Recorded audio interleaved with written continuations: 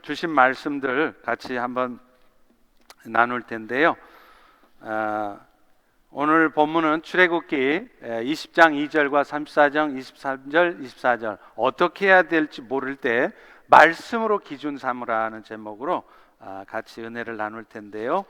이제 출애굽기 강해를 9월로 마무리를 하게 될 것입니다. 그래서 이제 10월서부터는 또 새로운 팀을 가지고 여러분들에게 말씀을 나눌 텐데요. 자, 출애굽기 20장 2절 같이 한 목소리로 읽겠습니다. 나는 너를 애굽 땅 종되었던 집에서 인도하여 낸 너의 하나님 여호와니라.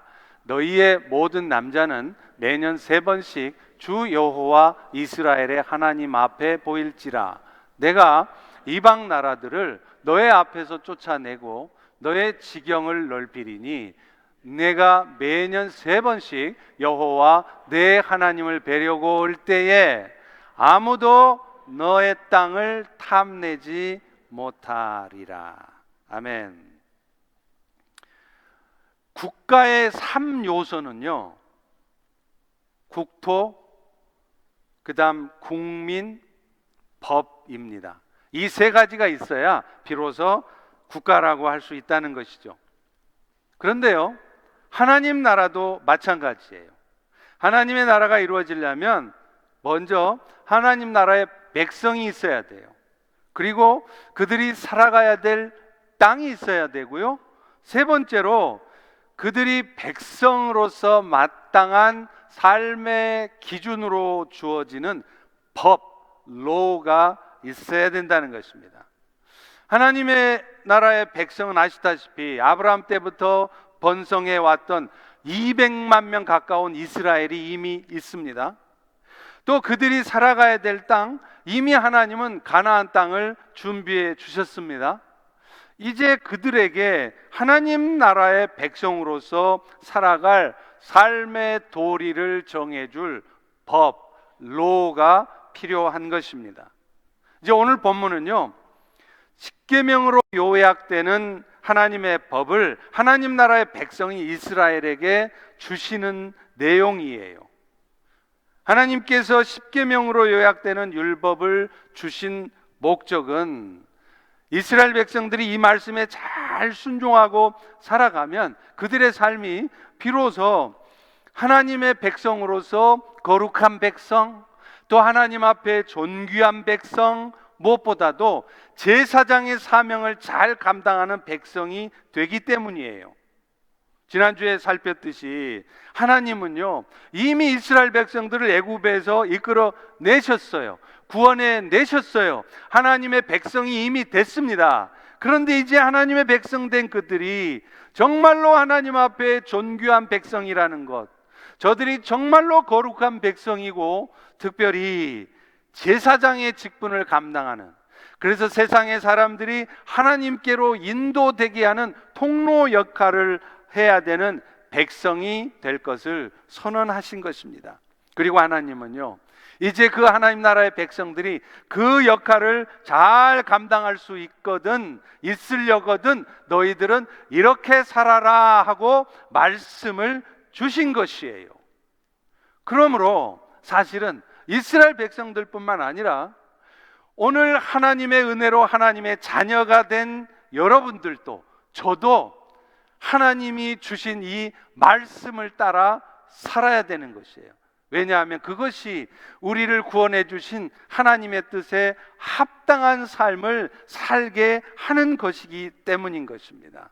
오늘 본문의 말씀은 바로 왜 우리가 율법의 말씀을 지켜 살아야 하는지, 이스라엘 백성들은 왜 율법이 주어졌고 그들은 왜 율법을 따라 살아야 되는지를 설명하고 있는 본문이에요. 첫 번째로 하나님은요, 먼저 자신과 이스라엘 백성들이 어떤 관계가 되게 되었는지를 설명하심으로 해서 그들이 왜 율법의 말씀을 지켜야 하는지를 설명을 하십니다. 우리 다 같이 2절을 한번 보실까요? 나는 너를 애굽 땅 종 되었던 집에서 인도해낸 너의 하나님 여호와다. 하나님은 지금 이스라엘에게 계명을 주시기 전에 너희들이 왜 내가 준 이 계명을 지켜야 되는지 그걸 말씀을 하시는 거예요. 그런데 그 이유가 뭐라고요? 그 이유가 바로 나 여호와가 너희들을 그 애굽의 종되었던 땅에서 건져낸 분이기 때문이라는 거예요. 내가 너희를 구원시킨 하나님이기 때문에 내가 말한 이 말씀을 지키며 살아야 한다는 것입니다.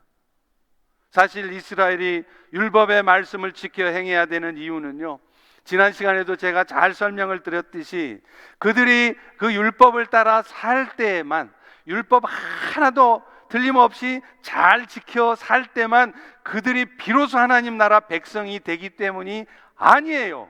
왜요? 그들은 이미 독수리 날개에 업혀져서 그들을 애굽에서 인도해 내신 여호와의 은혜를 따라 이미 하나님의 나라의 백성이 된 것입니다. 그렇다면 이제 하나님 나라의 백성으로서 그 하나님의 목적에 따라 살려면 어떻게 해야 되느냐? 내가 너희들에게 준 율법을 지키며 살라는 것입니다. 다시 말하면 그들이 거룩한 백성, 하나님 앞에 존귀한 백성, 특별히 제사장으로 살아가려면 이 율법을 지켜 행해라는 것이죠. 이것은요, 나중에 그들이 가나안 땅에 들어가기 직전에 다시 한번 하나님이 율법의 말씀을 정리를 해주시잖아요. 그때 모세를 통해 주신 말씀을 통해서도 확인이 돼요. 신명기 4장 14절에 보실래요? 여기에서 이렇게 말합니다. 여호와께서 너희에게 규례와 법도를 교훈하게 하셨나니, 그 이유가 뭐라고요? 이것은 너희가 거기로 건너가서 받을 땅에서 행하게 하려 함이라. 다시 말하면 이 율법을 주신 목적은 이미 하나님 나라의 백성이 된 너희들이 하나님이 허락하신 땅에서 하나님 나라 백성답게 살아가도록 너희들에게 주신 명령이라는 겁니다. 이것은요, 율법을 대표하는 계명을 하필 10개의 계명으로 요약한 것이나, 혹은 그 10계명을 하필이면 돌판 하나도 아니고 2개의 돌판에 기록하게 하신 것을 통해서도 알 수 있어요. 자, 여러분, 이런 생각 한번 해보셨어요? 율법의 조문이 많잖아요. 근데 하나님은 그거를 딱 요약을 해줬어요. 그런데 그 요약을 할 때 5개로 해줬어요? 아니면 15개로 했어요? 왜 하필 하나님은 딱 10개로 하셨을까요? 또 하나님은 그 10개 계명을 돌판에 써주는데 보관하기 편하게 돌판 하나에다가 딱 써주면 될 거를 왜 쪼개가지고 돌판 2개에다 줬냐 이 말이에요. 그 이유를 한번 생각해 보셨습니까? 사실 이 십계명으로 요약되는 율법은요, 그 십계명 뒤에 바로 뒤에 나오는 출애굽기 20장 22절부터 23장 33절까지가 사실은 율법의 전문이에요. 법조문 전체라는 거죠. 약 70여 개의 이 율법 조문들을 하나님은 십계명으로 요약을 해줍니다. 그리고 이 십계명에 대해서 좀 더 구체적으로 풀어서 쓴 것이 그 뒤에 나오는 70여 개의 조문이거든요. 그건 뭐냐면 민법, 형법, 소송법이요. Civil Law, Criminal Law, Procedural Law. 이렇게 해서 구체적으로 법을 썼는데, 자, 그런데 왜 하나님은 하필 그것을 10개의 계명으로 요약을 해 줬냐는 것입니다. 히브리어에서요, 10은 완전수입니다. 전체를 말하는 거예요. 따라서 여호와께서 율법을 하필 10개로 요약을 하신 이유는 뭐냐? 그 10개의 계명이 곧 하나님의 완전한 사랑을 완전히 보여주는 것이기 때문에 그렇다는 거예요. 그리고요, 하나님은 십계명을 하필 돌판 2개다 기록을 해요. 한 판에 새기면 너무 커서 모세가 갖고 내려가기 힘들어서 그랬을까요? 그러면 아예 돌판 2개가 아니라 4개로 쪼개줘야죠. 그래야 더 편할 거 아니에요. 근데 왜 하필 2개로 쪼갰을까요? 그것도 이유가 있다는 거예요. 여러분, 히브리어에서요, number 2, 이 2라는 숫자는 뭘 의미하느냐면 증거를 얘기해요. testimony. 그렇기 때문에 하나님께서 하필 십계명의 그 계명을 두 돌판에 기록하게 하신 이유가 뭐냐? 이 계명을 잘 지켜 행하면 너희가 하나님의 완전한 사랑을 세상에 잘 증거할 수 있다는 것입니다. 그러므로 이스라엘 백성들은 이 십계명을 잘 지키고 율법을 다 잘 지켜야 비로소 하나님의 백성 이스라엘이 되는 게 아니고, 이미 하나님의 은혜로 이스라엘 백성이 됐지만 그 백성을 하나님 나라 백성 삼으신 목적대로, 그래서 하나님의 완전한 사랑을 세상에 증거하려면 어떻게 해야 되느냐? 니들 마음대로 살지 말고 십계명 지키라는 거예요. 율법을 지키라는 것입니다. 오늘날 우리들에게 하나님의 말씀이 주어진 이유도 똑같습니다. 여러분, 예수님을 통해 십자가의 은혜를 입어서 하나님의 자녀가 된 거 감사하세요? 사실 정말로 감사한 거 아니에요? 여러분, 우리가 하나님의 자녀가 되는 거요, 우리 실력으로 안 됩니다. 이건희가 아니라 워렌 버핏처럼 돈이 많아도요, 절대로 하나님의 그 영원한 생명의 은혜 입을 수 없어요. 권력이 있다고 됩니까? 한 나라의 대통령이 돼도 그거 못 얻습니다. 여러분의 열심을 다한 선한 삶을 통해 얻어질까요? 천만의 말씀이에요.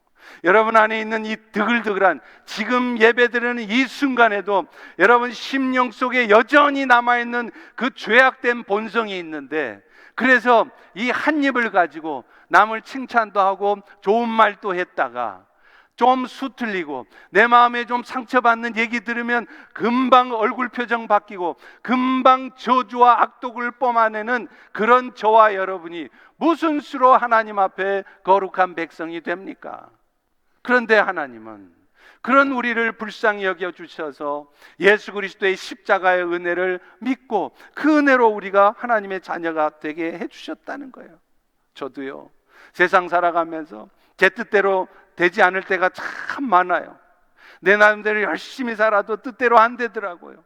그럴 때 참 마음이 힘듭니다. 아프고 속상하고요. 그런데 그럴 때마다 그렇지, 그래도 나를 하나님의 자녀 삼아주신 그 영원한 생명을 가진 하나님의 백성으로 삼아주신 주의 은혜가 있지, 그거 생각하면요, 순간 그 감사가 저의 어두운 마음을 싹 사라지게 만들어버려요.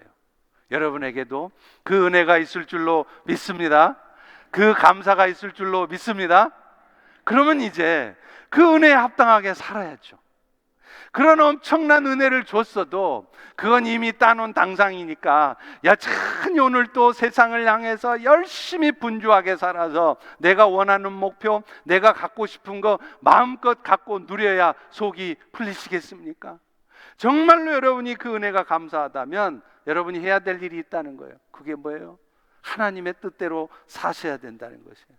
그래서 하나님은 이 예수님께서 우리에게 주신 것이 바로 말씀이고, 그 마태복음에 그것을 축약해서 마치 구약의 율법을 십계명으로 축약을 해놓은 것처럼 뭐를 주셨나요? 뭐를 주셨나요? 산상수훈을 주셨다는 거예요.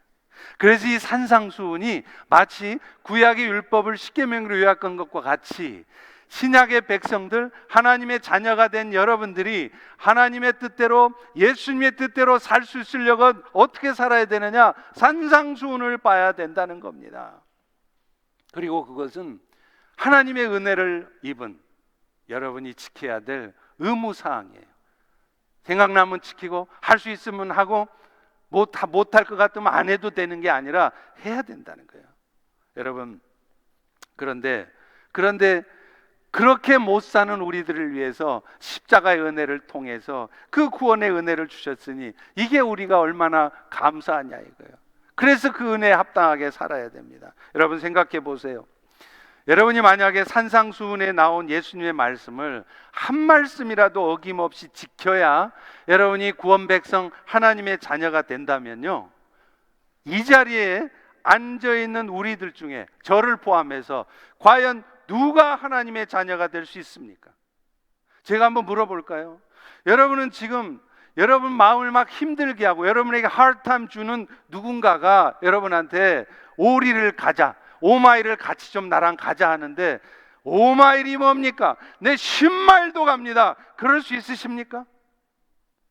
여러분은 여러분 마음에 참 안 들고 여러분 많이 힘들게 해서 아주 그냥 원수 갚아주고 싶은 그 왼수가 여러분의 왼뺨을 딱 후려치는데, 그래? 나를 때리고 싶니? 그래, 오른쪽도 때려라. 그렇게 하실 수 있어요? 아니요. 여러분, 여러분의 재산을 다 팔아서 가난한 자들을 도울 수 있습니까? 물론 우리들 중에 정말로 신실한 그리스도인이라면 그렇게 하는 사람 한둘 있을지 모르겠습니다. 그러나 저를 포함해서 그렇게 우리는 하지 못합니다. 실제로 사도 바울도 그렇지 않습니까? 그렇게 하지 못하는 자신을 발견하고 탄식하는 거예요. 로마서 7장 14절 15절에 보세요. 율법은 신령한 줄 알거니와.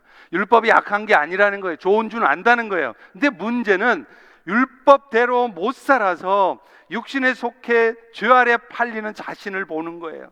그래서 내가 행하는 것을 내가 알지 못하노니 내가 원하는 것, 내가 그렇게 주 뜻대로 살아야 되는데 그건 못한다는 거예요. 그러면서 내가 원치 않는 것, 해서는 안 되는 것을 하고 있는 자신을 발견한다는 거예요. 여러분, 이 말은요, 시장통에서 막 사는 못돼 먹은 건달들이 한 얘기가 아닙니다. 지금 이 말은요, 신약 성경의 3분의 1을 썼고요, 많은 제자들의 영적 귀감이 되었던 사도 바울이 한 말이에요. 그러니 저와 여러분, 우리들 어떻게 했느냐 이겁니다. 그러나 우리 모두는 한 말씀도 빠짐없이 말씀대로 살지는 못할지라도 어찌하든지 오늘도 최선을 다해서 말씀대로 살려고 애써야 돼요. 왜 그러느냐? 그렇게 해야 여러분이 천국 가고 구원받는 것이 아니라, 그렇게 하는 것이 곧 나에게 주신 그 구원의 은혜를 헛되게 하는 것이 아니기 때문이고, 그것이 곧 여러분을 구원해 내신 하나님의 목적이기 때문에 그래요. 여러분의 선한 삶은 구원의 조건이 아니라 구원하신 목적인 것입니다. 자, 그런데 또 하나 우리가 계명을 지켜 살아야 될 이유가 있어요. 그게 뭐냐면, 이 계명들은요, 결국에는 하나님의 백성된 자들에게 그들이 축복된 삶을 살도록 주신 거라는 거예요. 다시 말하면 이 율법의 말씀들은 하나님 나라의 백성으로 마땅히 지켜야 될 의무사항이기도 하지만, 그들이 그 말씀대로 살아갈 때 비로소 하나님의 축복이 주어지기 때문에 이 말씀이 주어졌다는 거예요. 여러분, 이거는요, 우리가 하나님께 예배드리는 이유와도 똑같아요. 여러분은 지금 왜 예배드리세요? 아니, 이 날씨도 선선해지는 날 어디 저기 버지니아 비치도 좀 놀러 가시고 오션 시티도 가서 가족들끼리 행복한 시간도 좀 보내면서 엔조이 하시지, 뭐로 지금 예배 드린다고 이 자리에, 감염의 위험도 있는 이 자리에 옹기종기 모여 앉아 예배 드리세요? 혹시 이 예배 안 드리고 가족끼리 놀러 가다가 교통사고 날까봐 무서워서 지금 이 자리에 앉아 계십니까? 혹시 예배 안 드리고 농땡이 치고 있으면 내 비즈니스에 문제가 생길까봐, 혹은 여러분 자녀들이 지금 대학 가려고 SAT도 준비하고 에세이도 준비하고 있는데 이거 잘못될까봐 지금 예배 자리에 와 계십니까? 아닙니다. 우리가 왜 예배 드려야 되느냐면요, 우리에게 하나님이 주신 그 십자가의 구원의 은혜가 너무도 감사한데, 그 은혜를 받은 너희들이라면 이제 마땅히 함께 모여 예배하라고 명령하고 있기 때문에 그렇다는 것입니다. 그렇기 때문에 이 예배는요, 시간이 되면 드리고 시간 안 되면 안 드려도 되는 선택사항이 아닙니다. 오늘 이 시간 여러분 중에, 혹시 이 자리에 앉아 계신 여러분 중에 그동안 신앙생활을 그냥 뭐 시간 나면 좀 마음이 허전하면 예배 한번 드리고, 그냥 뭐 바쁜 일 있거나 할 일 있으면 예배 안 드리고 그렇게 신앙생활 하셨던 분이 계시다면 오늘 여러분에게 선포되는 이 말씀을 경고의 말씀으로 들으십시오. 하나님의 백성된 자라면 절대로 그렇게 사시면 안 돼요.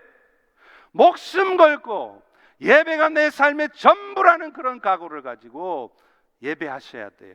그것이 구원의 은혜를 얻은 성도들의 마땅한 바예요. 여러분, 오늘날 서구교회 보세요. 유럽 교회 보세요. 텅텅 비어 있습니다. 그것뿐입니까? 오늘날 미국 교회들도 점점 무너지잖아요. 심지어 우리 한인교회조차도 영어권 예배를 보세요. 휴가철이 되면 다 비어 있습니다. 다 여행 다니는 거예요. 왜 오늘날 서구교회가, 왜 오늘날 미국교회가 무너지는 줄 아십니까? 예배를 소홀히 여기기 때문에 그래요. 시간 나면 예배 드리고, 시간 안 나면 예배 안 드리고 놀러 다니고, 그러니 영적으로 성장하겠습니까? 교회가 무너질 수밖에 없는 것이에요. 예배는 구원 얻은 성도들의 마땅한 바입니다. 목숨 걸고 지켜야 돼요. 그런데 그렇게 예배 드려야 하는 또 하나의 중요한 이유가 있어요. 우리가 예배 드릴 때 하나님의 예비하신 은혜를 공급받을 수 있기 때문입니다. 사실 여러분, 우리는요, 단 하루도 하나님의 은혜가 아니면 살아갈 수 없어요. 팬데믹 겪어봐서 알잖아요. 3년 전에 여러분 무슨 교회 가셨어요? 열심히 여러분의 인생을 앞으로 디자인하고 비즈니스를 계획하셨습니까? 그런데 뜻대로 되셨나요? 팬데믹 터지면서 하루아침에 다 무너졌잖아요. 여러분의 계획대로 되는 것 하나도 없습니다. 하나님의 은혜가 아니면 여러분의 인생, 여러분이 무슨 직업을 가지고 살든, 여러분이 어떤 비즈니스를 하든 여러분 뜻대로 절대로 안 돼요. 하나님이 부어주신 은혜, 하나님이 부어주시는 삶의 능력을 공급받을 때 우리는 살아갈 수 있는 것입니다. 그런데 여러분, 하나님은 언제 그런 지혜와 능력을 공급해 주시는 줄 아세요? 바로 예배 드릴 때라는 거예요. 여러분이 예배 드릴 때 가끔 저의 입술을 통해 선포되는 말씀이 그날따라 순전히 여러분에게만 주신 말씀인 것처럼 들릴 때가 있죠. 그럴 때 여러분은, 제가 예배 끝나고 저 밖에 나가 서 있으면요, 종종 그렇게 말씀하세요. 목사님, 오늘 말씀은요, 순전히 저한테 하신 말씀이세요. 그런데 목사님, 어떻게 목사님이 제 사정을 아셨어요? 알기는 뭘 알아요? 제가 무슨 점쟁입니까? 제가 아는 게 아니고 성령님이 알고 계신 것이에요. 성령님께서 여러분이 무엇 때문에 지금 스트러글하고 있고, 아무에게도 말하지 않았지만 무엇 때문에, 또 어떤 관계 때문에 힘들어하는지 다 아신다는 거예요.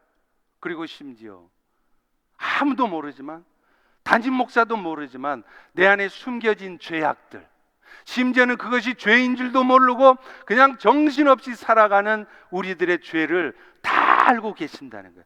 그래서 오늘 선포되는 이런 말씀들을 통해서 깨닫게 하시는 것입니다.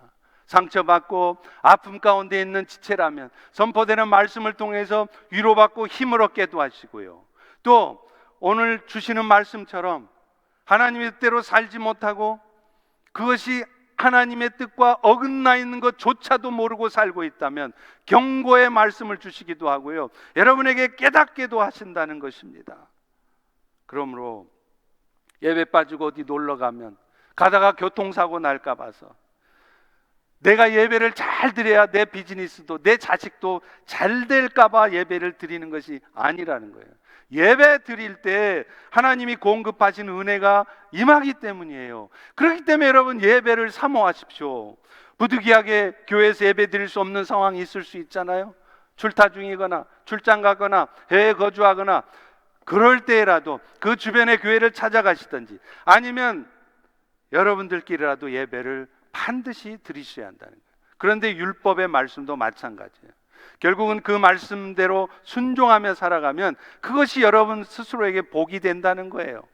나중에 하나님은요, 신명기에서 하나님이 율법을 다시 정리해 주셨잖아요. 그때도 이렇게 말씀하세요. 신명기 1장 3절에 보면 이런 말이 있습니다. 모세가 이스라엘 자손에게 여호와께서 그들을 위하여 모세에게 주신 명령을 알렸다는 거예요. 다시 말하면 율법의 말씀들은 이스라엘 백성들 귀찮게 하려고, 부담스럽게 하려고 주신 게 아니라는 거예요. 여러분도 이 선포되는 말씀 들으면서, 말씀 읽으면서 참 부담된다, 좋은 말인 건 알겠는데 언제 그렇게 지키고 사냐, 부담되죠? 그거 여러분한테 부담 주려고 주는 게 아니라 이 말이에요. 여러분이 어찌하든지 힘들지만 속상하지만 마음 안 내키지만 그래도 말씀대로 오늘 설교의 제목처럼 어찌할 바를 모르다가 말씀을 기준으로 삼고 말씀대로 살고자 할 때 그것이 여러분에게 복이 되기 때문에 그렇다는 거예요. 신명기 4장 5절 6절에도 이렇게 말합니다. 내가 나의 하나님 여호와께서 명령하신 대로 규례와 법도를 너희에게 가르쳐 줬으니 이것은 너희가 기업으로 차지할 땅 가나안 땅에서 행하게 하려 함인즉 그 다음이 중요해요. 너희는 지켜 행하라. 왜요? 이것이 여러 민족 앞에서 너희의 지혜요 지식이 될 것이며 그들이 너희들의 모든 규례를 듣고 이르기를 이 큰 나라 사람은 과연 지혜와 지식이 있는 백성이로다, 이런 말 할 거라는 거예요. 이 큰 나라는 것은 숫자가 많은 large, big country가 아니라 great nation이라는 거예요. 이야, 하나님의 말씀대로 사는 저 사람들 보니까 이 하나님의 나라가 진짜 위대한 나라구나.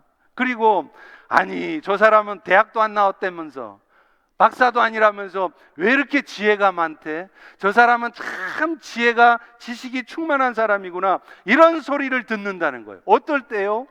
말씀대로 할 때 그런다는 거예요. 실제로 말씀을 지켜 행할 때 하나님은 여러분의 삶이 하나님의 축복 가운데 있게 될 것을 신명기 6장 2절 3절에 이렇게 선언합니다. 계명을 잘 지키면 너의 날이 장구할 것이며 네가 복을 받고 적과 꿀이 흐르는 땅에서 크게 번성하리라. 그런데 한 가지요, 여기서 말하는 여러분이 말씀대로 살았을 때 복을 받고 번성한다는 말을 잘 새겨 들으셔야 돼요. 이 말은 여러분이 말씀대로 살면 여러분 인생이 쫙쫙쫙 풀려지면서 막 비즈니스도 막 잘 되고 막 자식도 다 잘 되고 그 말이 아니에요. 여기서 번성한다는 것은 브릴리언트 한다는 말이 아니라 엑설런트 해진다는 거예요. 탁월해진다는 것인데 이 엑설런트의 의미가 여러분이 생각하는 것과 좀 다르다는 거예요. 마이클 홀튼이라는 분이 책을 썼습니다. 이 엑설런스가 뭐냐, 탁월하게 된다는 게 뭐냐는 것을 썼는데 저는 이분이 내린 이 정의, definition을 보고 무릎을 쳤어요. That's right. 그분은 탁월함을 뭐라고 말을 하느냐면 능력이 뛰어나고 일처리를 잘하는 게 excellent가 아니라 하나님과 이웃을 마음에 두고 하나님의 영광을 위해서 다른 이들을 향해 사랑을 베푸는 것, 이것이 excellent라는 거예요. 다시 말씀드립니다. 늘 마음이 어디에 있느냐? 하나님과 이웃의 마음을 두고, 그래서 하나님의 영광을 위하는 마음으로 내 마음에 안 들어도 힘들어도 이웃을 사랑하고자 하는 것, 이게 excellent라는 거예요. 실제로 그렇습니다. 이 excellent는 재능 있고 능력 있는 사람들의 전유물이 아니에요. 여러분이 만약 재능 없어도요, 능력 별로 없어도요, 무슨 일을 하든지 늘 머릿속이 하나님의 영광을 위해서 해요. 그리고 하나님을 위하는 마음으로 진실되게 살아가요. 남을 사랑하려고 베풀려고 애를 쓰고 있어요. 그러면 여러분은 이미 탁월하시다는 거예요. 여러분이 세상의 기준으로 너무 탁월해지기 위해서 애쓰지 말라는 거예요.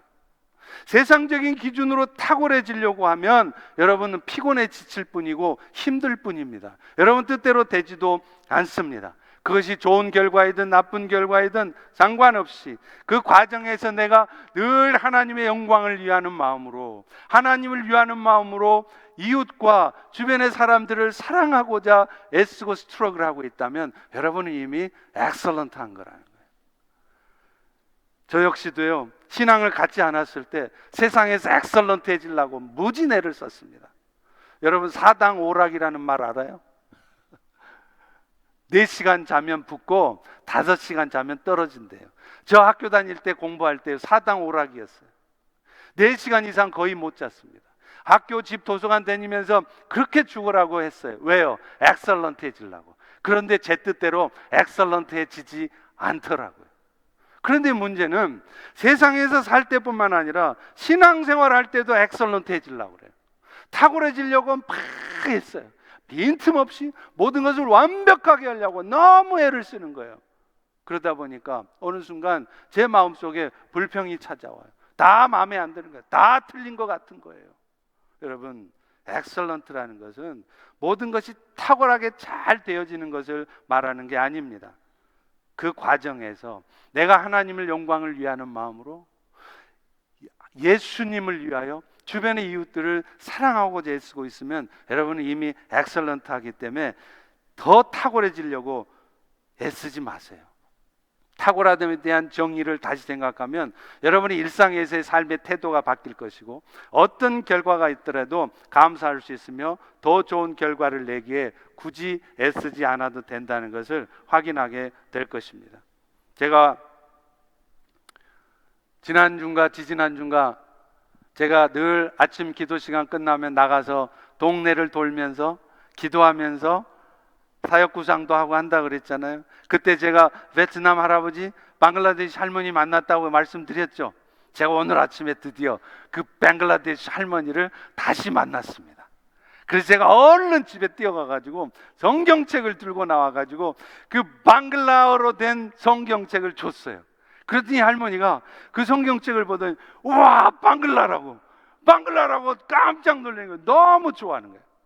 거기로 끝나지 않았습니다. 제가 그래서 미리 준비한 것으로 여러분도 예배 다운받으면 다 사용할 수 있어요. 번역기, 트랜슬레이터 이걸 가지고 제가 간단하게 복음을 전했어요. 한번 시범을 보여드릴까요?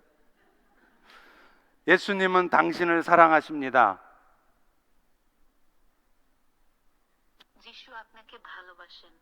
들리시나요?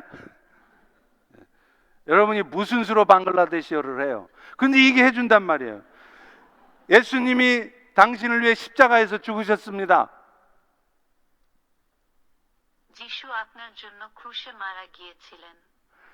이걸로 제가 복음을 전했더니요, 그 할머니가 계속 고개를 끄덕이는 거예요. 그래서 교회를 다신 적이 있다고 하니 no. 당신 딸도 교회 다니냐 그랬더니 no. 그래서 갈 길이 멀구나 생각했습니다. 그러나 여러분 이게 엑설런트예요. 뭐 대단한 걸 하려고 하지 마세요. 왜 세상에서 그렇게 뛰어나려고 애쓰다가 여러분 뜻대로 되지 않은 현실 앞에서 불평하고 좌절하고 어둠에 빠져 계십니까? That's not excellent. 마지막으로요, 왜 하나님이 우리에게 율법을 주실 때 그걸 지켜야 되느냐? 그 율법을 지켜 행할 때 삶의 문제들을 해결하시기 때문에 그래요. 여러분 아십니까? 이스라엘 백성들은 1년에 3차례 하나님 앞에 의무적으로 나와야 돼. 3번의 절기 때. 그래서 출애굽기 34장 23, 24절에 이렇게 말합니다. 너희의 모든 남자는 매년 3번씩 여호와 앞에 보일지라. 내가 이방 나라들을 너의 앞에서 쫓아내고 너의 지경을 높여줄 건데 네가 3번씩 여호와 하나님을 뵈려고 올 때 아무도 네 땅을 탐내지 못하리라. 그 말씀 그대로 비춰주세요. 잘 보세요. 여러분이 하나님의 명령에 순종하느라고 예루살렘의 여호와 앞에 자기 얼굴 보이러 가고 있을 때 하나님이 무슨 짓을 하시느냐? 이방 나라들을 너의 대신 내가 쫓아낼 것이고 너는 아무것도 안 하고 있어도 내가 너의 지경을 넓혀줄 것이며 또 예루살렘에 오느라고 자리를 비울 때 그 틈을 타서 대적들이 너의 땅을 탐내지 못하도록 내가 지켜줄 거라는 거예요. 할렐루야. 얼마나 놀라운 말씀입니까? 여러분 생각해 보세요. 1년에 3차례 예루살렘에 가서 절기 때마다 가서 얼굴 비치려면 자리를 비워야 되잖아요. 농사는 누가 지어요? 또 그 틈에 누가 침략해 오면 어떡합니까? 아마 여러분 같으면 자 이제 절기가 되어 예루살렘에 올라가야 됩니다. 볼티모어로 다 갑시다. 그러면 틀림없이 이렇게 말할 거예요. 아니 남자인 내가 볼티모어 가면 우리 집은 누가 지켜요? 애들밖에 없는데 농사는 누가 해요? 못 가겠어요. 그런데 이스라엘 백성들은 갔다 이 말이에요. 왜 갔습니까? 너희가 그 예루살렘에 가느라고 네가 농사 못 지어도 누군가가 지킬 사람 없어도 나 여호와가 눈동자같이 지키겠다는 거예요. 네가 애쓰지 않아도 너의 지경을 내가 대신 넓혀줄 거라는 거예요. 여러분 스스로의 힘으로, 얼마나 여러분 스스로 번창하려 애쓰고, 여러분 스스로 얼마나 여러분의 지경을 넓히려고 애썼습니까? 그러나 여러분 뜻대로 비즈니스 되시던가요? 여러분이 원하는 대로 결과가 있었나요? 아니라는 거예요. 그런데 하나님의 말씀에 그대로 순종할 때, 때로는 내 자존심 상하고 내 이 합리적인 판단으로는 이해가 안 돼도 하나님의 말씀대로 순종하고 따라갈 때 하나님이 그렇게 하시며 지켜주셨다는 거예요. 할렐루야. 여러분 아시다시피 저희 장로님 한 분이 캔서 판정을 받으셨잖아요. 그런데 이미 중동 쪽을 방문해야 될 일정이 있으셨어요. 그래서 제가 말렸습니다. 담임 목사인 저도 장로님 가지 마세요. 지금 이게 닥터가 캔서를 했는데 이거 당분간 치료에 집중하시고 가더라도 나중에 가세요. 근데 이 장로님 가셨습니다. 갔다 온 다음에 어떤 일이 벌어졌죠? 수술도 키모도 방사선 치료도 아무것도 하지 않아도 되게 되었어요. 저는 이게 하나님이 하신 일이라고 생각합니다. 우리는 너무 안전 문제, 세이프티미를 너무 고려해요. 우리는 너무 이성적인 생각에 사로잡혀 있을 때가 있어요. 물론 우리가 살아가면서 이성적인 판단과 믿음의 결정들의 밸런스가 필요합니다. 그런데 아십니까? 우리는 말은 밸런스를 잡아야 된다고 말하지만 너무 많은 경우에 여러분의 삶을 돌아보면 안타깝게도 우리는 거의 대부분 믿음의 결정이 아니라 이성적 판단만 한다는 거예요. 믿음의 결정을 하지 못하는 거예요. 그러니 여호와께서 농사도 대신 지어주시고 여호와께서 대신 여러분의 지경도 넓혀주시고 대적이 침투하지 못하도록 지켜주시는 은혜를 경험을 못하는 것입니다. 여러분 출애굽기 3, 4장 말씀처럼 그들이 예루살렘에 올라가면 농사는 누가 짓고 그 틈에 누가 침략해 오면 어떻게 해요? 이번에 숙명여자대학교의 총장이 되신 분이 아주 신실한 크리스찬이세요. 근데 이분이 그 CTS인가 거기서 간증을 하시는데 참 기억에 남는 말이 이 딱 한 단어더라고. 하나님은 항상 오르십니다. 한 치 앞도 내다보지 못하는 여러분의 어줍지 않은 생각으로 함부로 하나님을 재단하지 마십시오. 여러분이 좀 불편해졌다고, 여러분이 좀 힘들어졌다고 함부로 하나님을 원망하지 않도록 우리의 입술을 다물게 하는 말씀이에요. 여러분 같이 한번 따라서 해볼까요? God is good all the time. 제가 God is good 하면 여러분이 all the time으로 대답하세요. God is good. Yeah. 일부에서는 예 했더니 어르신들이 예 하고 따라 하시더라고요. God is good all the time. 항상 하나님 오르시다는 그 결론을 잡고 사세요. 왜 그 과정에서 헷갈리십니까? 맨날 여러분 눈에 보이는 삶의 상황들, 여건들만 쳐다보니 모든 게 다 걱정스럽고 두렵고 다 잘못된 것 같고 마음이 어둠에 빠지는 거예요. 이 모든 과정 속에서 결국은 God is good all the time for me, for us, for you. 그것을 믿고 사시란 말이에요. 그리고 항상 여러분의 삶의 결정 기준을 여러분의 지식과 경험으로 삼지 마세요. 하나님의 말씀으로 기준 삼으십시오. 제가 개인적으로 참 좋아하는, 늘 묵상하는 말씀이 열왕기상 9장 3절이에요. 거기 보면 이렇게 말해요. 여호와께서 이르시되 나는 네가 건축한 이 성전을 거룩하게 구별해서 내 이름을 영원히 그곳에 두며 내 눈길 내 마음이 항상 거기에 있을 것이다. 하나님은 여러분을 성전 삼으시고 하나님의 거룩한 이름을 여러분에게 두셨다는 거예요. 더 중요한 건 뭐냐? 그렇게 해놓고 그 말에 책임을 지시려고 하나님은 하루도 빠짐없이 당신의 따뜻한 사랑의 눈길을 여러분을 향하여 두고 계신다는 거예요. 여러분은 여러분의 남편을 믿으십니까? 아멘? 아멘이 안 나오잖아. 남편 믿지 마세요. 여러분의 돈 많은 아버지 믿으십니까? 믿지 마세요. 너희 아버지 뭐 하시노? 아버지 믿을 거 없어요. 저도요, 결혼하기 전에 저희 아내를 너무 사랑해서 내가 검은 머리에 팥불이 되도록 정말 열심히 사랑해 주겠다, 그렇게 해놓고 신혼여행 가서 첫날부터 싸웠잖아요. 아무것도 아닌 일 가지고. 그게 여러분 남편이에요. 그 남편 믿지 마세요. 상처밖에 안 받아요. 누구를 믿으시라고요?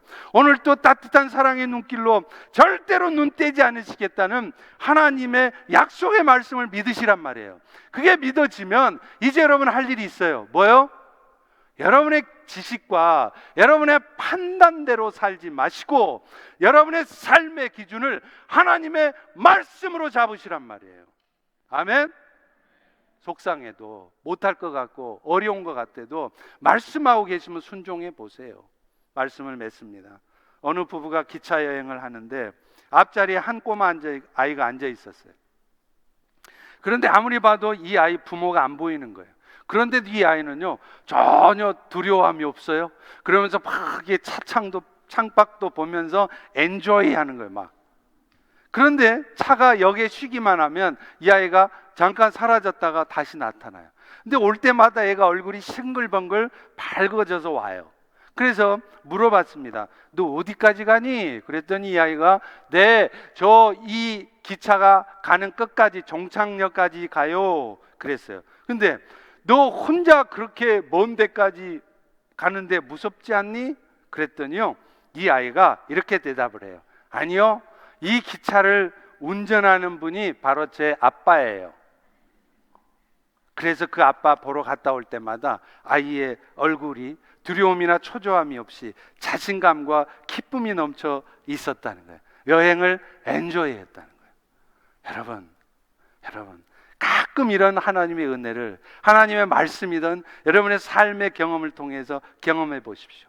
그러면 여러분이 인생을 살아가면서 항상 긴장하고 too serious, 항상 심각해가지고 다 그냥 막 그렇게 살지 마시고 기쁨과 자신감을 가지고 여러분의 인생을 엔조이 하시다가 영원한 천국에 입성하시기를 주의 이름으로 축원합니다. 기도하겠습니다. 하나님, 오늘 또 우리에게 종종 고독과 두려움이 휩싸이는 삶의 문제들이 우리를 찾아오지만 그런 험난하고 답답한 환경, 불확실한 미래, 또 내 뜻대로 되지 않는 현실 앞에서 좌절하거나 두려워하거나 염려나 그 어두움 가운데 빠지지 않게 하시고 오늘 또 우리를 변함없이 사랑하시고 여전히 우리의 삶을 이끌어 가시는 그 주님을 따라 말씀대로만 살아가는 우리가 되게 하여 주옵소서. 예수님 이름으로 기도합니다. 아멘. 우리 다 일어나셔서 함께